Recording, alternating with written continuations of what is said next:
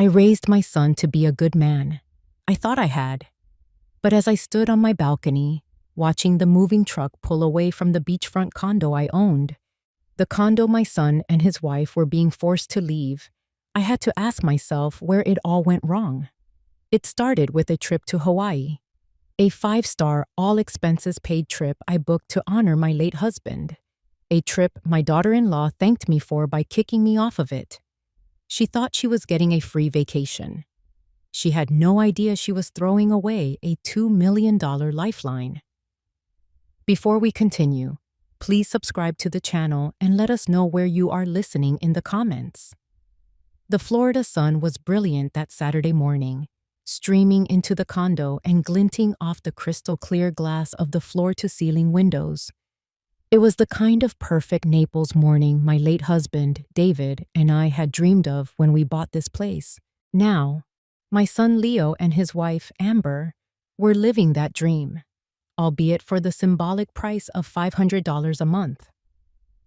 I'd arrived just after 9 o'clock in the morning, carrying a bag of fresh pastries from my favorite local bakery and a small gift-wrapped box for Amber. "Judith, good morning," Amber said, opening the door. She smiled, but it didn't quite reach her eyes. She took the pastries with a polite but cool, "You shouldn't have." "It's no trouble at all, dear," I replied, stepping into the immaculate living room. The decor was modern, minimalist, and mostly paid for by me. "Where's Leo?" "In the office," she said, gesturing vaguely towards a closed door. "He's been on his phone all morning, work stuff." I nodded, though a knot of unease tightened in my stomach. Leo had been tense for months. I made my way to the kitchen to make us some coffee, my eyes scanning the space. It was a beautiful apartment with a panoramic view of the Gulf of Mexico. "You know," I began casually, leaning against the marble countertop, "the condo 2 floors up just went on the market for rent. They're asking $3,500 a month. Can you believe it? And it doesn't even have the updated kitchen you two have." Amber's smile tightened. "Wow, that's crazy." Her tone was clipped. I knew she heard the unspoken message. You are living a $3,500 lifestyle for the price of a cheap car payment. It wasn't meant to be a jab, but a gentle reminder of the reality they were insulated from. A reality I had provided. Leo finally emerged from the office, his face pale. He ran a hand through his hair, forcing a smile when he saw me. "Mom, hey, I didn't hear you come in." "I brought pastries," I said warmly, holding up the bag. He hugged me, but it felt distracted, his eyes darting towards his phone, which he quickly slipped into his pocket. But I was a real estate broker for 40 years. I noticed details. I'd seen the screen for a split second. A text message notification. The preview line containing the words "overdue" and "final notice." My heart sank, but I kept my expression serene. This was not the time. "And this is for you, Amber," I said, handing her the small box. She opened it to reveal a delicate pearl bracelet. It was a classic, elegant piece. "Oh, it's lovely, Judith." "Thank you," she said, her voice flat. She placed it on the counter without trying it on. The gesture was small, but it spoke volumes. It was another gift she felt entitled to, another piece of generosity she didn't truly appreciate. We sat on the balcony, the warm sea breeze washing over us. The conversation was stilted, full of awkward silences. I talked about my week, my friends from the golf club. They offered one-word answers. Leo's phone buzzed in his pocket, and the phantom vibration seemed to make him jump every time. Amber stared out at the ocean, a look of discontent on her face, as if even this $1 million view wasn't good enough for her. The perfect picture of a happy family was just that, a picture, a facade, and I was beginning to see the cracks. The following week, I decided it was time to put a little warmth back into our cooling family dynamic. I invited Leo and Amber over to my house for dinner. My home, unlike their sleek modern condo, was filled with the comfortable warmth of memories. Photos of David were on every mantelpiece. His favorite leather armchair still sat by the fireplace, and the scent of the gardenias he'd planted still drifted in through the open windows.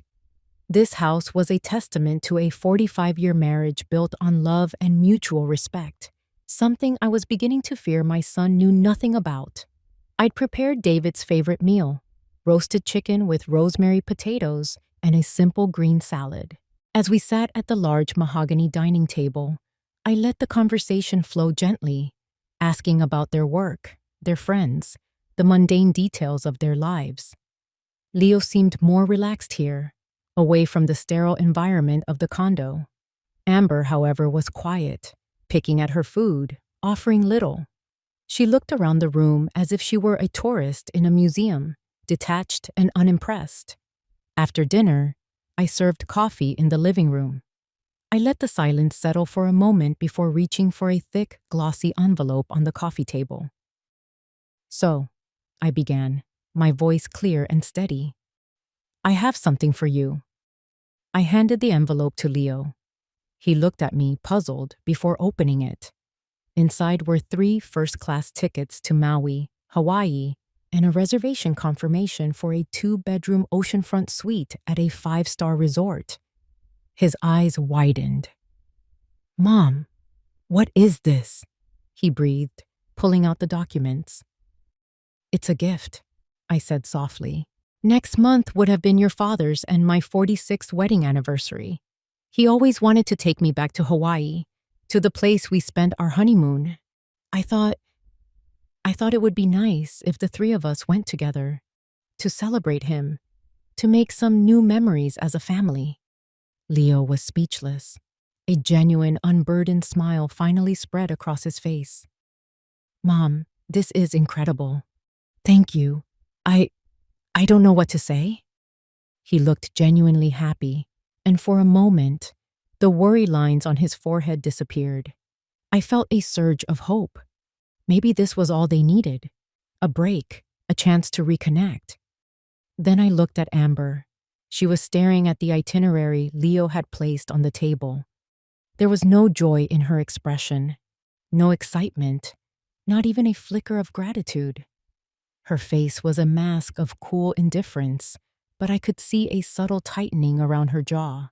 She didn't say a word. "Amber, isn't this amazing?" Leo prompted, his own excitement faltering slightly as he noticed her reaction. "It's a very generous thought, Judith," she finally said, her voice carefully neutral. The words were right, but the tone was all wrong. It was the kind of polite dismissal you'd give to a stranger offering you a flyer on the street. I pressed on, determined to break through her wall of ice. "I just want us to have a wonderful time together. No stress, just relaxing on the beach, enjoying each other's company. It's all taken care of." I made sure to emphasize the word together. Amber forced a tight smile. "Of course." I watched them closely. Leo's initial joy was already being overshadowed by his wife's palpable lack of enthusiasm. He kept glancing at her, a worried look returning to his eyes. She, on the other hand, refused to meet my gaze.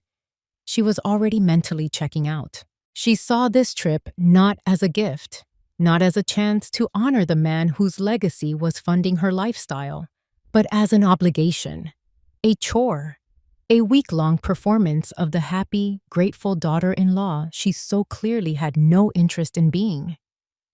And in that moment, watching her, I felt the first cold premonition that my gift was about to be thrown back in my face. The phone call came 2 days later. I was in my garden, pruning David's prize-winning roses, when my cell phone rang. It was Amber. My heart gave a hopeful little flutter. Perhaps she'd had time to think and was calling to genuinely thank me. Perhaps she wanted to ask what she should pack.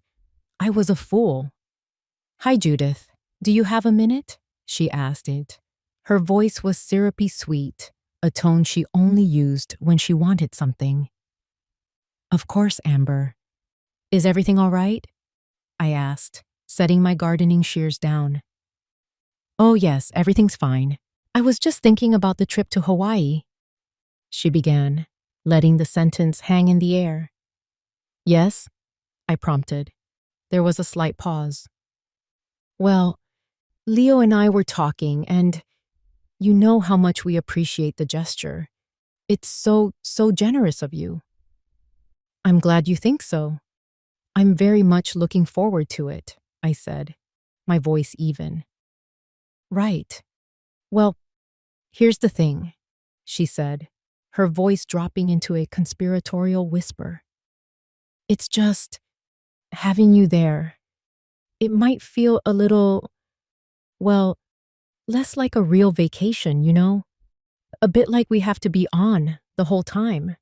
It wouldn't be very relaxing for us, and it might not be very relaxing for you either.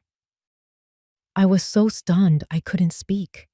The sheer audacity of her words left me breathless. I stood there, phone pressed to my ear, the scent of roses suddenly cloying and artificial. She took my silence as an invitation to continue. So I had this idea, she went on, her voice gaining confidence. It's a bit of a long shot, but I was thinking, since the tickets are already paid for and everything, what if you didn't come? I remained silent. My shock was quickly crystallizing into a cold, hard anger. And, she continued, completely oblivious, I was thinking, since my parents have never been to Hawaii, and they've had such a tough year, maybe they could use your ticket instead. It would mean the world to them, and that way the ticket wouldn't go to waste. It's a win-win, really. A win-win. She had the gall to call it a win-win. She wanted to take the trip I had planned to honor my dead husband, on my dime, and replace me with her own parents. The disrespect was so profound, so utterly staggering, that it almost felt unreal. It was like a scene from a bad movie. My silence stretched on. I could hear her breathing on the other end of the line, probably waiting for me to gush about what a wonderfully thoughtful idea that was. I let the silence hang there, heavy and suffocating. Let her squirm in it. Judith? She finally asked, a hint of uncertainty creeping into her voice. Are you there? I took a slow, deliberate breath. When I finally spoke, my voice was devoid of all warmth. It was the voice I used to close difficult real estate deals, the voice that left no room for negotiation.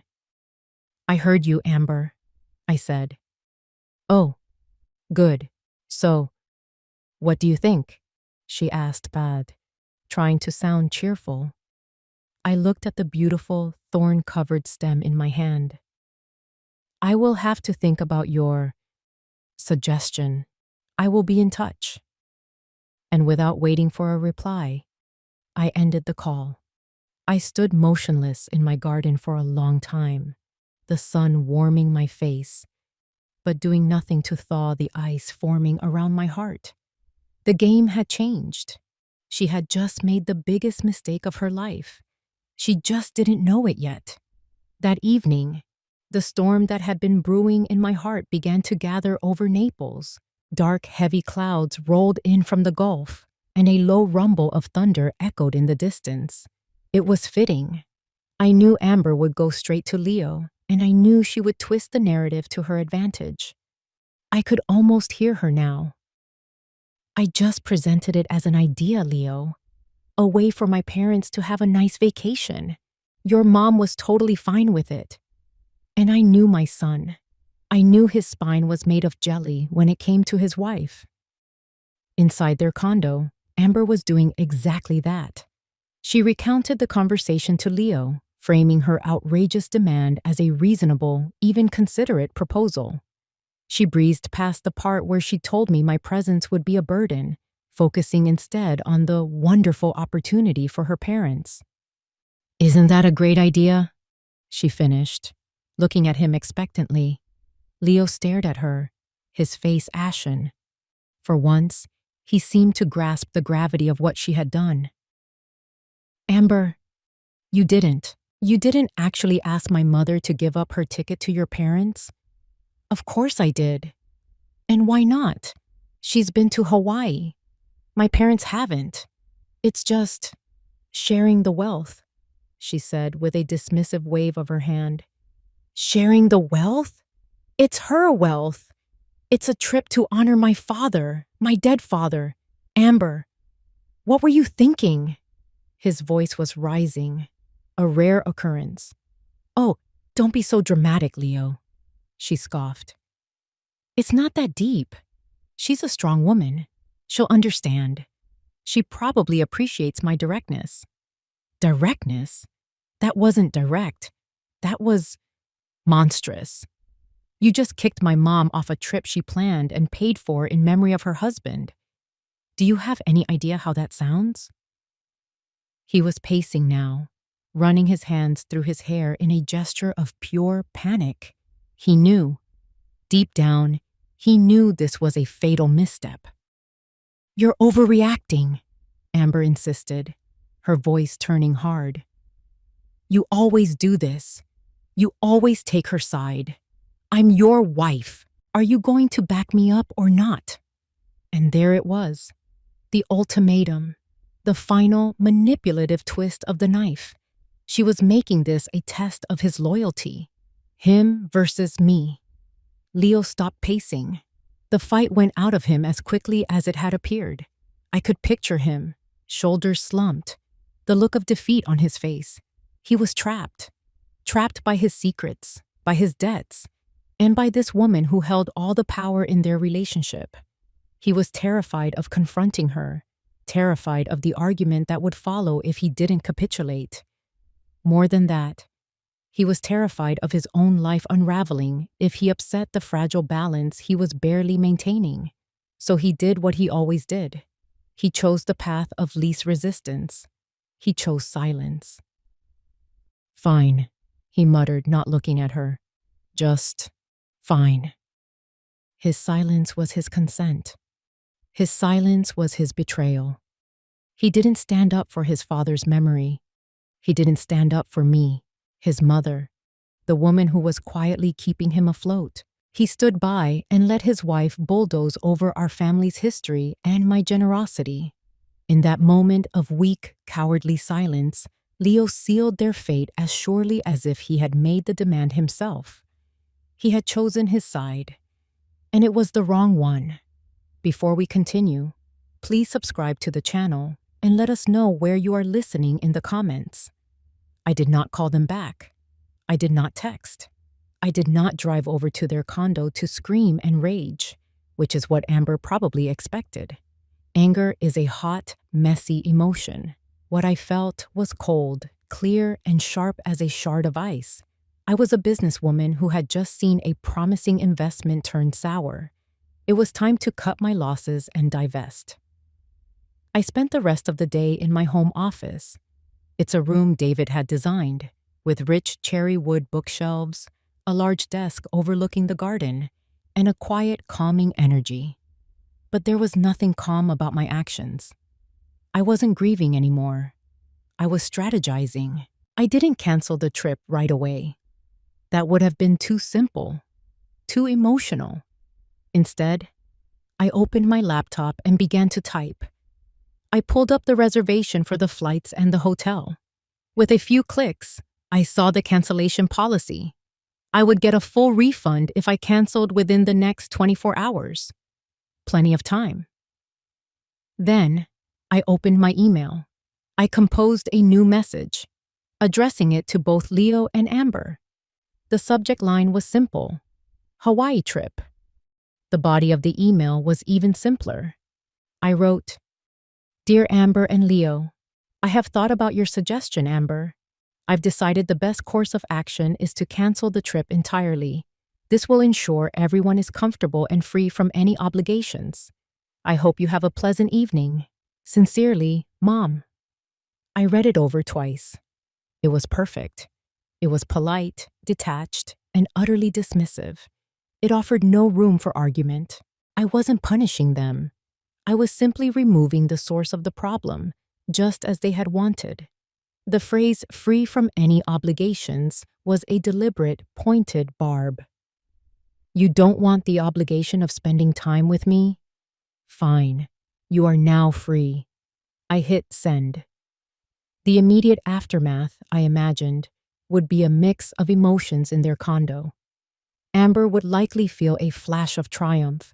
She had gotten her way. She no longer had to go on a forced family vacation. She wouldn't see the bigger picture, the true cost of her victory. She was playing checkers, while I was playing chess. Leo, on the other hand, would feel a cold dread creep up his spine.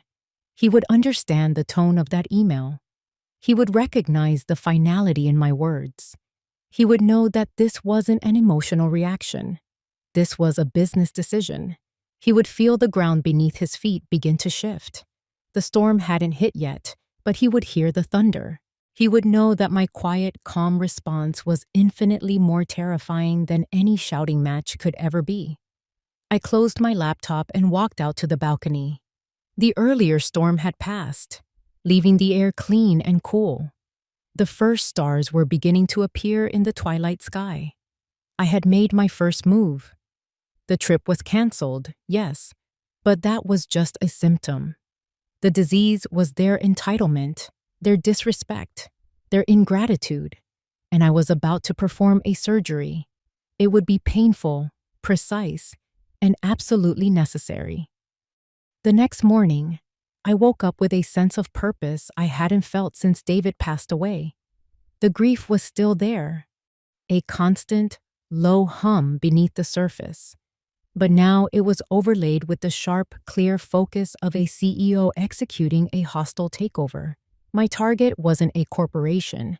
It was my own asset, a $2 million property that was being occupied by ungrateful tenants. I dressed carefully in a tailored navy blue suit, pearl earrings, and low heels. This was my uniform, the armor I wore for 40 years in the cutthroat world of high-end real estate. Today, I was not a mother. I was Judith Barlow, broker and investor. I had a 10 o'clock in the morning appointment with my lawyer, a sharp man named Mr. Davies, whom I had on retainer. His office was downtown, in a sleek high-rise building that overlooked the bay. As I sat in his plush leather chair, I didn't waste time with pleasantries or family drama. Mr. Davies was my lawyer, not my therapist. I did not mention my son, my daughter-in-law, or a canceled trip to Hawaii. I spoke to him as one professional to another.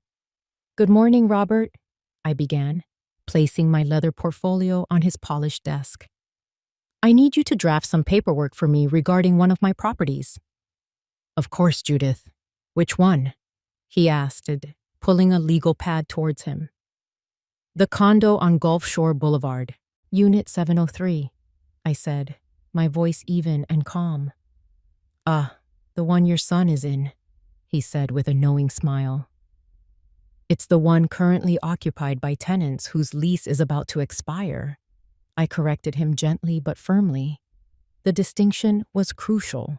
This was no longer about family. It was about landlord and tenant. "I need you to draw up a new lease agreement for that property." "Certainly. What are the new terms?" he asked, pen poised. "The new monthly rent will be $3,500, I stated without a flicker of emotion. Mr. Davies raised an eyebrow slightly but made no comment. He was too professional for that. He simply wrote it down. $3,500. And the effective date? "The new lease will take effect in 60 days, as required by Florida law. I want the notice delivered by a licensed process server. I want everything done completely by the book. No loopholes, no wiggle room." "Understood," he said, scribbling notes. "We'll include the standard clauses: late fees, security deposit, maintenance responsibilities. Is there anything else?" "Yes," I said, leaning forward slightly. I want a clause that explicitly states the lease will not be renewed upon its expiration in 12 months. I am giving them a 1-year non-renewable lease. I have other plans for the property after that." Now he looked up. His professional curiosity piqued. "You're planning to sell?" "I am planning to liquidate the asset," I replied, using the cold, impersonal language of finance. He nodded slowly, understanding the full picture. This wasn't just a rent increase. It was an eviction notice, delivered 12 months in advance. It was a perfectly legal, ironclad strategy to reclaim my property. We spent another 30 minutes going over the details. I was meticulous, ensuring every I was dotted and every T was crossed. As I left his office, I felt no sense of triumph, no vindictive glee. I felt a quiet, resolute calm. I was simply protecting my investment. I had given my son and his wife a life of incredible privilege in a home I owned. They had mistaken my generosity for a guarantee. They had forgotten that the hand that gives can also take away. The legal notice Mr. Davies was drafting was not a punishment. It was a market correction, and the market was about to come crashing down on them. 3 days later, the papers were ready. A licensed process server, a burly man with an impassive face, was dispatched to the condo. He was instructed to deliver the documents directly into the hands of either Leo or Amber Barlow. It was 5:30 in the evening, a time I knew they would both be home from work. Leo was the one who answered the door. He was probably expecting a pizza delivery or a package from Amazon. Instead, he was met with the grim face of the process server. "Are you Leo Barlow?" the man asked, his voice a monotone rumble. "Yes," Leo answered, confused. "You've been served," the man said, thrusting a thick manila envelope into Leo's hands. He then turned and walked away without another word. Leo stood in the doorway, dumbfounded. "Served?" The word hung in the air, heavy with legal dread. He closed the door slowly, his hands trembling slightly as he looked at the official-looking envelope. Amber came out of the kitchen, wiping her hands on a dish towel. "Who was that?" she asked. I don't know. Some guy. He said I've been served," Leo stammered, his eyes wide with confusion and fear. "Served with what? Are you in some kind of trouble?" she asked, a flicker of annoyance in her voice. He tore open the envelope, his hands clumsy. He pulled out a sheaf of papers. The top page was a cover letter from the law offices of Davies and Finch. Below it was a formal, multi-page document. He scanned the first page, his face growing paler with every word. "What is it?" Amber demanded, snatching the papers from his hand. She read the heading aloud. "Notice of lease modification and rent increase." Her voice was full of disbelief. She flipped through the pages, her eyes scanning the dense legal text until they landed on the numbers. Her breath hitched. $3,500, she whispered, the words catching in her throat. "A month? Is this a joke?" Tucked inside the lease agreement was a single smaller piece of paper. It was a piece of my personal stationery, thick cream-colored cardstock. On it, I had written a short, simple note in my neatest cursive. Leo picked it up and read it aloud, his voice barely a whisper. "An independent lifestyle comes with independent expenses. You have 2 months to decide if you can afford it." The reality of the situation crashed down on them. This wasn't a joke. This wasn't a mistake. This was a deliberate, calculated, and legally binding move. Amber's disbelief curdled into rage. "She can't do this! The nerve of that woman! This is because of the trip, isn't it? She's doing this to be petty and cruel. This is revenge." Leo didn't say anything. He just sank onto the sofa, the legal documents scattered on the floor around him. He wasn't angry. He was terrified. He knew this wasn't about being petty. He knew my note wasn't just a snide remark. It was a declaration. He knew, with a certainty that chilled him to the bone, that he could not afford it. The $500 rent was the only thing keeping his head above the deep, dark water of his debt, and his mother had just taken away his life raft. The letter in his hands wasn't just a rent increase. It was his eviction notice. It was his financial death sentence. They arrived at my house less than an hour later. I heard their car screech to a halt in my driveway, and the sound of 2 doors slamming shut. I was waiting for them. I was sitting in David's armchair by the fireplace, a cup of chamomile tea steaming gently on the table beside me. I was the picture of calm. The doorbell rang, a long, insistent peal followed by furious pounding. I took a slow sip of my tea before walking to the door and opening it. They stood there, Amber's face flushed with rage, Leo's pale with desperation. Amber pushed past me into the foyer, waving the legal papers in her hand. "What is the meaning of this?" she shrieked, her voice echoing in the quiet house. "How could you do this to us? To your own son?" "Hello, Amber." "Leo," I said calmly, closing the door behind them. "I see you received the new lease agreement." "New lease agreement? This is an eviction notice," she yelled. $3,500. That's insane. You're doing this to punish us because I didn't want to go on your stupid trip. "This has nothing to do with punishment," I replied, my voice level. I walked back to my armchair and sat down, gesturing for them to take the sofa opposite me. They remained standing, vibrating with anger and panic. "This is business. The property is an asset, and it needs to generate income at the current market rate. Your previous lease, with its heavily subsidized rate, has expired. These are the terms of the new one." "Business? We're your family," Leo finally choked out, his voice cracking. "Mom, please. You can't do this. We can't afford this. You know we can't."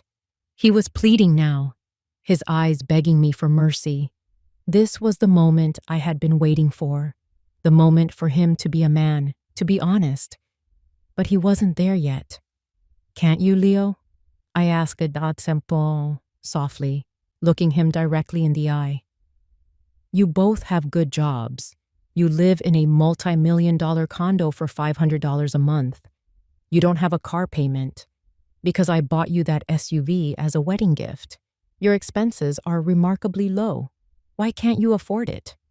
My question hung in the air, a direct challenge to the web of lies he had been spinning. Amber, of course, jumped in to defend him. "It's none of your business what we can or can't afford. You're just being a cruel, vindictive old woman." I ignored her completely. My focus was entirely on my son. "Tell me, Leo. Tell me why you can't afford to pay the market rate for your life." He faltered, his gaze dropping to the floor. He couldn't tell me the truth. Not in front of her. He couldn't admit to the secret debt that was strangling him. "We just can't," he mumbled, his voice thick with shame. I took another sip of my tea. "Then you have a decision to make," I said, my voice leaving no room for argument. "The terms are on the paper. This is not a negotiation. You are not my children in this matter. You are my tenants. You have the right to accept the new lease, or you have the right to decline it and vacate the property within 60 days. The choice is yours." My calmness was a wall they couldn't breach. They had come expecting a screaming match, a dramatic, emotional fight where they could use guilt and sentiment as weapons. Instead, they found a boardroom. I had stripped all emotion from the equation, leaving them with nothing but the cold, hard facts of contract law. They stared at me, their anger and desperation useless against my icy composure. The fiery confrontation they had started had been extinguished by a single, unmovable force: my resolve. The confrontation ended with Amber storming out of the house, dragging a shell-shocked Leo behind her. I knew, however, that it wasn't over. The foundation of their life had cracked, and the pressure I was applying was only going to get stronger. I gave it 2 days. He came back on a Tuesday night, just after 10 o'clock. It was raining, a steady, miserable drizzle that matched the mood perfectly. He didn't pound on the door this time. He rang the bell once, a short, hesitant sound. He was alone. When I opened the door, he looked like a ghost. His face was haggard, with dark circles under his eyes. He was soaked from the rain, his hair plastered to his forehead. He didn't say anything. He just looked at me with the eyes of a lost little boy. "Come in, Leo," I said softly, stepping aside. He walked into the foyer, dripping water onto the marble floor. He didn't seem to notice. He just stood there, his shoulders slumped in utter defeat. I led him into the living room, the same room where the fight had happened just days before. "Sit down," I said, gesturing to the sofa. He collapsed into it, burying his face in his hands. A sound escaped him, a ragged, choked sob. He stayed like that for a full minute, his body shaking. I waited patiently, giving him the space to let it out. I didn't offer comfort. This was a pain he needed to feel, a rock bottom he needed to hit. Finally, he looked up, his eyes red-rimmed and full of tears. "I'm in trouble, Mom," he whispered, his voice hoarse. "I'm in so much trouble."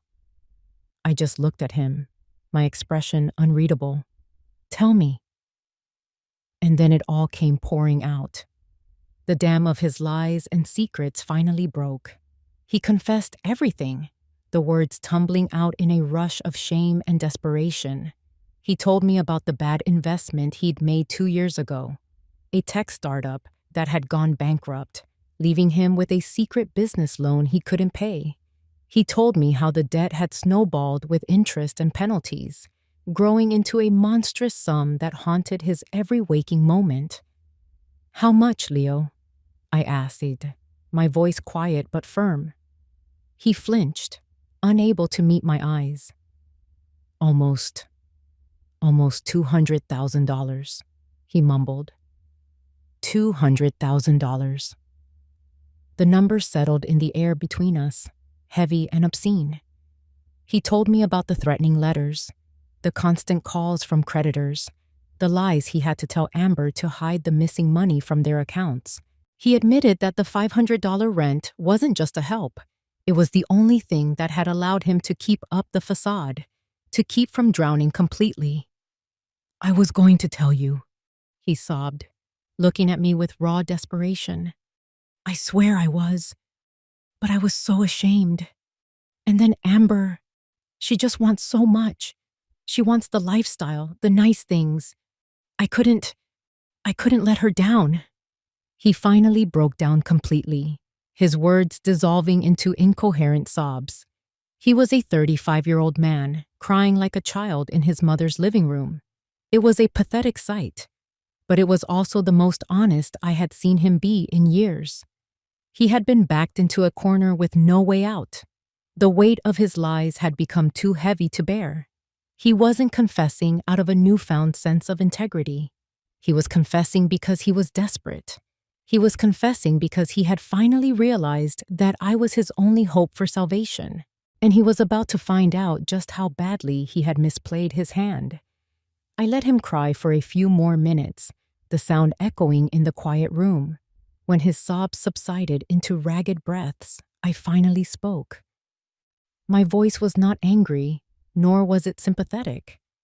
It was the calm, factual voice of a narrator stating the final, unchangeable truth. "I know, Leo," I said. He looked up, his tear-streaked face a mask of confusion. "What?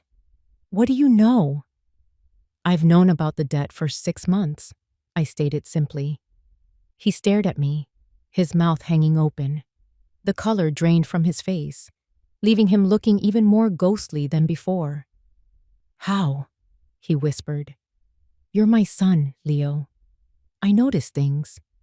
The tension, the constant checking of your phone, the way you flinch when a number you don't recognize calls. And frankly, your financial footprint is not that hard to follow when one knows where to look. I hired a private financial investigator. I know everything. The failed startup, the loan from that predatory lender, the exact amount you owe, down to the penny." He was speechless, utterly floored. He looked like I had physically struck him. "The trip to Hawaii," I continued, my voice still level, "was not just a trip.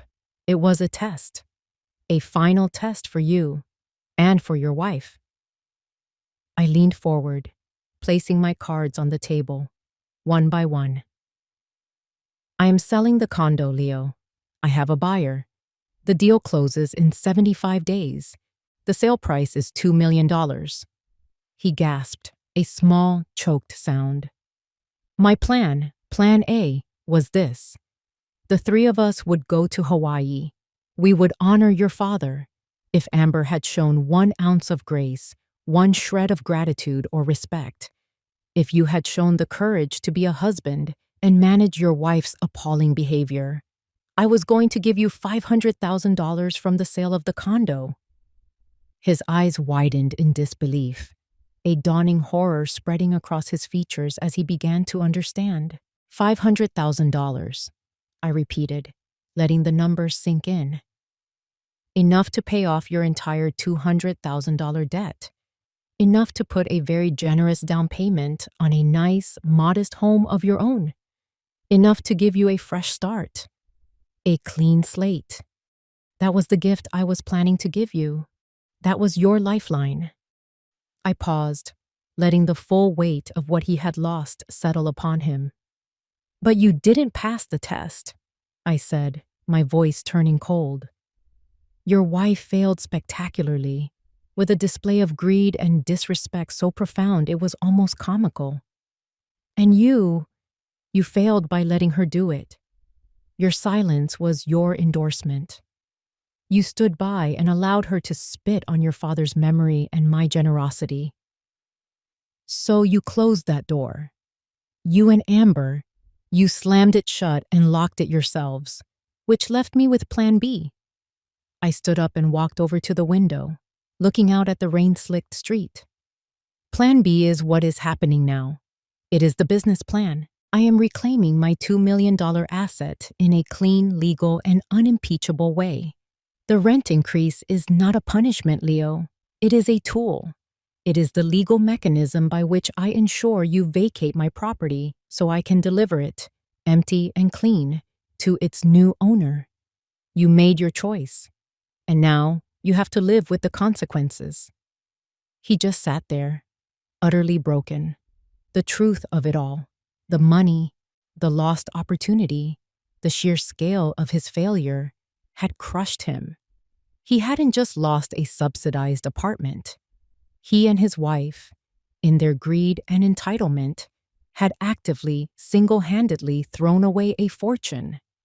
They had destroyed their own salvation, and there was nothing left to say. Leo drove home in a daze, the rain on the windshield blurring the world outside into a meaningless smear of light and color. The truth I had laid bare was replaying in his mind on a loop. $2 million, $500,000, a test, a failure. Each repetition was another turn of the knife. When he walked into the condo, Amber was on the sofa, scrolling through her phone, a look of sullen anger still etched on her face. "Well?" she demanded without looking up. "Did you convince her? Is she going to stop this ridiculous nonsense?" Leo didn't answer. He just stood in the middle of the living room, dripping water onto their expensive rug, the one I had paid for. "Leo, did you hear me?" she asked, finally lowering her phone and looking at him. She saw his expression, the vacant, shattered look in his eyes, and her own face hardened. "Oh, don't tell me you just sat there and cried. You didn't fix it?" "There's nothing to fix," he said, his voice hollow. "It's over." "What do you mean it's over? She can't just kick us out." "She can," he said. "And she is. She's selling the condo." Amber shot up from the sofa. "She's what? She can't sell it. This is our home." "No, it's not," Leo said, a strange, bitter laugh escaping his lips. "That's the whole point, isn't it? It was never our home. It was always hers. We were just living in it." And then he told her everything. He told her about the $2 million sale price. He told her about the $500,000 gift that was supposed to be theirs. He told her the Hawaii trip was a final test of character, a test she had failed in the most spectacular way possible. Amber stared at him, her face a whirlwind of emotions, disbelief, confusion, and then a slow, dawning comprehension. The number hung in the air between them, shimmering like a mirage. $500,000. 500,000? She repeated, the words barely a whisper. We lost $500,000? Yes, Leo said, his voice flat. Because you just had to have your parents come to Hawaii. Because you couldn't stand the thought of spending a week with my mother. You threw it all away. The dam of his resentment, built up over years of her demands and his own cowardice, finally burst. For the first time, the argument wasn't about me. It was about them. "Me?" she shrieked, her voice rising hysterically. "This is my fault? What about you? What about the $200,000 in debt you've been hiding from me?" He told her that part too. The final, devastating secret. "You lied to me!" Amber screamed, her face contorted with fury and betrayal. "For years, we're broke because of you. We're losing everything because of you. And we could have been saved," he yelled back, his voice finally raw with the agony he'd been suppressing. "We could have been free of all of it, but your greed, your endless, bottomless greed ruined it. All you had to do was be a decent human being for 1 week, and you couldn't even manage that." The fight was ugly, vicious, and raw. All the unspoken truths, all the hidden resentments, all the financial pressures and secret shames came pouring out. It was a hurricane of blame and regret, tearing their carefully constructed life apart at the seams. She threw his lies and weakness in his face. He threw her entitlement and ingratitude back at her. They were no longer a team. They were two desperate people, trapped in the wreckage of their own mistakes, turning on each other because there was no one else to blame. The perfect picture had shattered, and all that was left were the jagged, ugly pieces. They hadn't just lost a home and a fortune. In that moment, screaming at each other in the beautiful borrowed condo they were about to lose, they lost each other too. The 60 days passed in a blur of bitter silence and frantic packing. The legal notice was unassailable, and the reality of their situation was absolute. They couldn't afford the new rent, and there was no appeal, no negotiation. The date on the notice was a deadline, and it arrived with the unpitying certainty of a sunrise.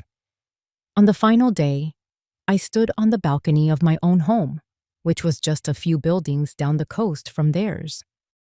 I could see the moving truck parked outside the condo, a stark, ugly symbol of their failure. It was a hot, humid Florida day, the air thick and still. Through my binoculars, I could see them, Leo and Amber, moving like ghosts in and out of the building.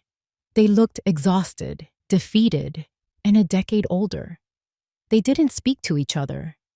They moved in separate orbits of misery, carrying boxes filled with the remnants of a life they had taken for granted. The expensive furniture, the designer clothes, the high-end electronics, all of it now just cumbersome baggage on their way to a much smaller, much harsher reality. They had found a small, cramped apartment to rent, miles from the beach, miles from the life they thought they deserved.